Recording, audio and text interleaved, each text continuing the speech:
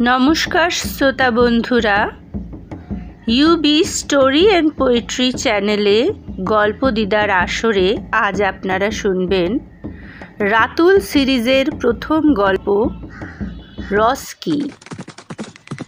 পাশের গোষ্ঠীর সাথে যুদ্ধ শেষে ঘোড়ায় চড়ে দেশে ফিরছে এক যোদ্ধা। যেমনি সুঠাম চেহারা তেমনি দেবদূত সমরূপ। বীর যোদ্ধার পরনে চর্ম নির্মিত যুদ্ধের পোশাক, মাথায় এক বিরাট কাষ্ঠ নির্মিত মুকুট, যা মুখের মুখোশ থেকে শুরু হয়েছে। দুপাশে গহন অরণ্য ও অনুচ্চ পাহাড়। জঙ্গলের পথ শেষ করে যখন দেশের সীমানায় প্রবেশ করল, তখন সন্ধে নামছে, ঠান্ডা বাড়ছে। যত দূর চোখ যায় শুধু চাষের ক্ষেত। ধীরে ধীরে ঘোড়াটার গতি কমিয়ে আনলো যোদ্ধা। ক্ষুধায় তৃষ্ণায় সে ও তার ঘোড়া দুজনেই কাতর ও ক্লান্ত। এমন সময় ক্ষেতের মধ্যে থেকে একজন ডাক দিল, রস্কি! যোদ্ধা দাঁড়িয়ে পড়ল, ঘুরে তাকালো, দেখলো এক টাকমাথা বৃদ্ধ লোক ক্ষেতের মধ্যে থেকে তাকে হাতের ইশারায় ডাকছে। এতক্ষণে প্রথম ও অনুধাবন করলো ওর নাম রস্কি।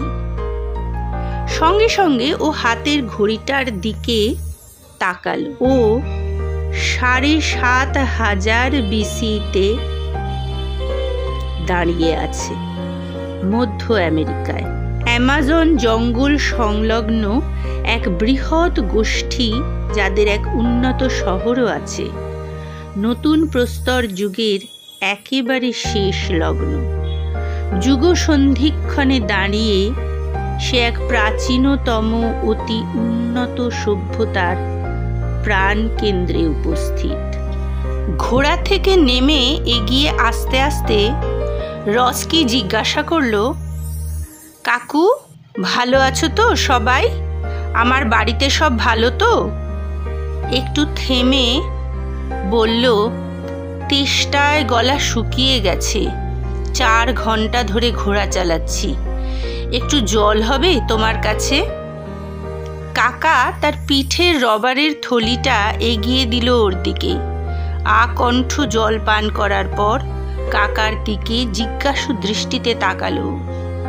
কাকা বললেন, খবর ভালো নয়, তোমার বাবার শরীরের অবস্থা খুব খারাপ, জলদি বাড়ি যাও। সর্দারের লোক এসেছিল, তোমায় তলব করেছে, দেখা করতে যেও সর্দারের সাথে। গোষ্ঠীপতিকে ওরা রাজা না বলে বলে সর্দার। রাষ্ট্রের ধারণা না থাকলেও উন্নত মানব সমাজের সব ভালো গুণই বর্তমান। দ্রুত ঘোড়া ছুটিয়ে রস্কি বাড়ি পৌঁছালো। বাড়ির সামনে ভিড়।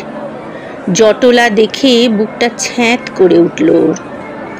ঘরে ঢুকে দেখে বাবা শেষ শয্যায়। মাথার কাছে পুরোহিত বসে মৃত্যু দেবতার নাম জপ করছে। ধীর পায়ে বাবার কাছে গিয়ে বসল। বাবা ক্ষীণ স্বরে বললেন, আমার পর তুমি হবে এ পরিবারের সর্বময় কর্তা। তোমার ভাই বোনদের দেখে রাখবে, ওদের বিবাহ দেবে, ঘর বাড়ি বড় করবে, আর পুরোহিতের আদেশ এবং সর্দারের আদেশ মেনে চলবে। বাবাকে ছুঁয়ে কথা দিল রস্কি। বাবা শেষ নিঃশ্বাস ত্যাগ করলেন। বাবাকে দাহ করে এসে সবে উঠোনে বসেছে, এমন সময় সেই কাকা এগিয়ে এলো। বলল, চলো আমাদের বাড়ি, ওখানে তোমাদের সকলের খাবার আয়োজন করা হয়েছে। কাকার বাড়িটিও ওদের বাড়ির মতোই, পাথর আর কাঠ দিয়ে তৈরি একতলা বাড়ি। কিন্তু ছাদ আছে, ছাদে আছে ঘর আর মন্দির, বাকি ছাদটা খোলা। মন্দিরে গৃহস্থ দেবতার পাথরের মূর্তি, বাড়ির সামনে বিরাট উঠোন, উঠোনের মাঝে আগুন জ্বালিয়ে তাতে বিশাল এক হাঁড়িতে রান্না চলছে। চাল ডাল শাক সবজি সব একসাথে মিলে একটা স্যুপ জাতীয় খাবার তৈরি হচ্ছে। আগুনের চারপাশে সবাই গোল হয়ে বসেছে, সবার হাতে একটি করে পাথরের বড় বাটি। হাঁড়ির পাশে দাঁড়িয়ে ফেনি ও তার মা সবার বাটিতে স্যুপ পরিবেশন করছে। ফেনি ভারী সুন্দর, ভারী মিষ্টি একটি মেয়ে, রস্কির থেকে 1 বছরের বড়। রস্কির এখন 22 বছর বয়স, ফেনির 23 বছর সবে পা দিয়েছে। চঞ্চল স্বভাবের হলে কি হবে, হেন কাজ নেই যা ফেনি জানে না। ঘরে বাইরে সব রকম কাজে ওস্তাদ সে। পাথরের মস্ত হাতাটায় করে স্যুপ এনে রস্কির বাটিতে ঢালতে গিয়ে ফেনি ফেলে দিল খানিকটা গরম স্যুপ রস্কির গায়ে। সারাদিনের ক্লান্তিতে রস্কির সহ্য ক্ষমতা বাঁধ ভাঙল। চিৎকার করে ঝাঁঝিয়ে উঠল মিষ্টি মেয়েটিকে। ফেনির চোখের কোণায় জল চিকচিক করে উঠল। ফেনির বাবা হাত রাখল রস্কির পিঠে। তখন রাত অনেক, যে যার ঘরে গভীর নিদ্রায় নিমগ্ন। চাঁদ তারার রাজ্য থেকে ফিরে এসে রস্কি নিজের ঘরে ঢুকল। ঢুকে দেখল ফেনি জেগে বসে আছে ওর অপেক্ষায়। রস্কি চাইল ফেনির কোলে মাথা রাখতে, ফেনিকে আদরের ভাষায় বোঝাতে যে সে খুব সরি। ওর তখন ওভাবে চেঁচানো একদম উচিত হয়নি। যুদ্ধ থেকে ফিরেই এভাবে বাবাকে হারিয়ে রস্কি খুব ক্লান্ত, বিষণ্ণ। ফেনির দিকে এগিয়ে যেতেই ফেনি ওর বাহুতে এসে জ্যোৎস্নার মতো গলে গেল। হ্যাঁ, ওরা স্বামী স্ত্রী। তখন ওদের বয়স 17-18। খুব ধুমধাম করে গ্রামের মন্দিরে ওদের বিবাহ হয়। ওদের ওখানে সবার বিবাহই গ্রামের মন্দিরে গিয়ে হয়, বিবাহের যে দেবী তার কাছে। ওদের 2টি ছেলে ও 2টি মেয়ে আছে। প্রথমবার যখন সন্তানের মুখ দেখেছিল ওরা, তখন যমজ সন্তান হয়েছিল। ঘুমাবার আগে ফেনি মনে করিয়ে দিল, কাল সর্দারের সাথে দেখা করতে যেতে হবে, ঘুমাও তাড়াতাড়ি।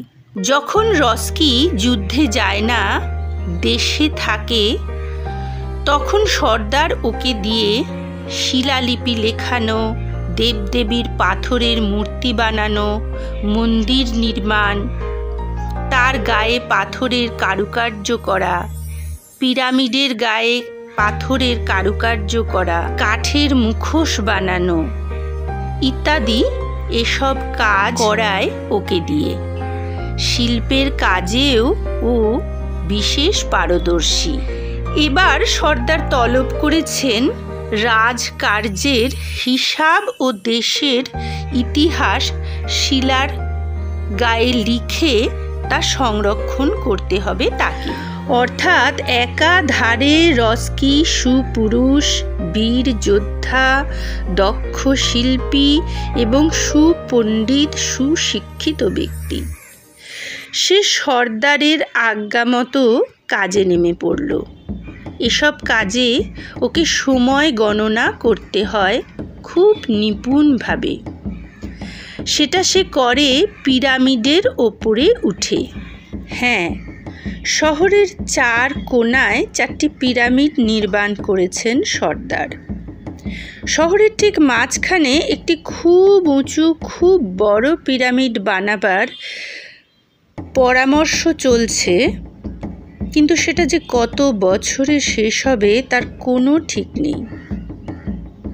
পিরামিডগুলির চারদিকে সিঁড়ি আছে। একদম মাথায় আছে একটি বড় বাড়ি, তার উপরে ছাদ। সেই ছাদে উঠে গ্রহতারার গতিবিধি পরীক্ষা করে সময় নির্ধারণ করতে হয়, আর সেই সময় অনুসারে তৈরি করতে হয় কালচক্র বা ক্যালেন্ডার। ক্যালেন্ডার 3 প্রকারের তৈরি হয়। জলকিন বা দৈব সময় তালিকা, পৃথিবীর বাইরের মানুষের কাছে পৃথিবীর যে সময় তালিকা তা হলো এই জলকিন। হাব বা সাধারণ ক্যালেন্ডার, বা আমরা পৃথিবীর মানুষ যেটা ব্যবহার করি সবসময়, সেই ক্যালেন্ডার 1 বছরে প্রায় 365 দিন এবং 1 চন্দ্র মাস 30 দিনের। এই হিসাবে গণনা করে হাব ক্যালেন্ডার তৈরি করা হয় প্রত্যেক বছরের জন্য। এছাড়া আছে দ্য লং কাউন্ট, 5000 বছরের সময় তালিকা। 5000 বছরের পৃথিবীর এই সময় তালিকায় থাকে অতীত এবং ভবিষ্যৎ সমস্ত রকম বাণী।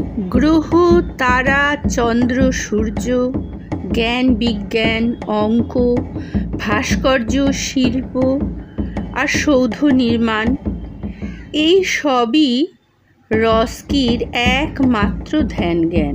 ওর আন্ডারে বিরাট টিম আছে পৃথক পৃথক জিনিস শেখার জন্য। আছে শ্রম বিভাজন, তাই প্রত্যেকটি আলাদা আলাদা কাজ শেখানো, ট্রেনিং দেওয়া, পরীক্ষা নেওয়া এবং অবশেষে বিশেষ বিশেষ কাজে লাগানো, এই ছিল সুপারভাইজার রস্কির প্রধান কাজ। পিরামিড বানাবার কাজেও প্রধান স্থপতি হিসাবে সরকার তাকেই নির্ধারণ করেছিলেন, অথচ তার বাবা ছিলেন সামান্য চাষি। রবার চাষ করে রবারের বিভিন্ন জিনিস বানানো, মাটি, কাঠ ও পাথর দিয়ে বাসন তৈরি করা, পশু শিকারীরা পশুর চামড়া ধুয়ে শুকিয়ে দিয়ে গেলে তা দিয়ে বস্ত্র বানানো, এই সব ছিল তার বাবার প্রধান জীবিকা। রক্সির কাকারও এই একই কাজ ছিল।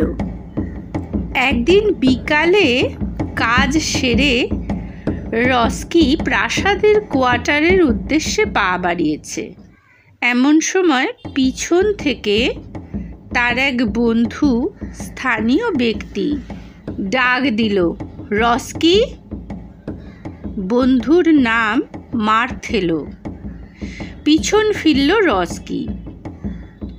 বন্ধুটি এগিয়ে এসে রসিকতার সুরে বলল, এত তাড়াতাড়ি খালি বাড়িতে ফিরে করবেটাই বা কি?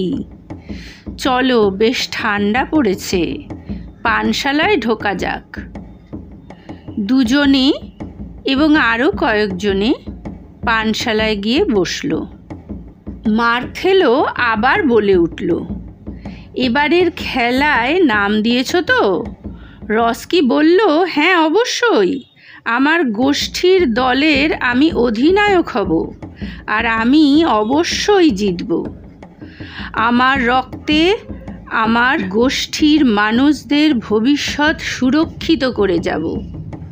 মার্থেলো হেসে বললেন, তো প্রত্যেক খেলোয়াড়েরই একই ইচ্ছা, দেশের মঙ্গল হোক। একটু চুপ করে মার্থেলো আবার বলল, তুমি রাজকুমারী টেট্রাকে দেখেছ?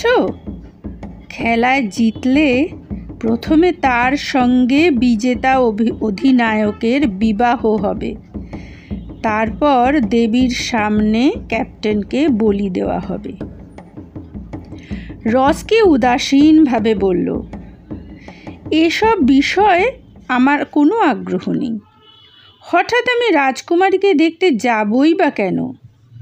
বন্ধুটি আবার হাসতে হাসতে বললেন, অসাধারণ রূপসী, চোখ ফেরানো যায় না। বিয়ের পর তুমি কি চাইবে দেশের জন্য প্রাণ দিতে?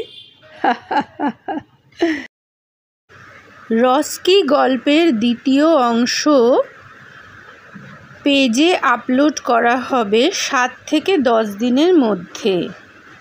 বিজ্ঞাপন দেওয়া হবে। এছাড়া পেজের পাতায় চোখ রাখলে সহজেই খুঁজে পাবেন এর দ্বিতীয় এবং অন্তিম পর্ব। ধন্যবাদ, ভালো থাকবেন।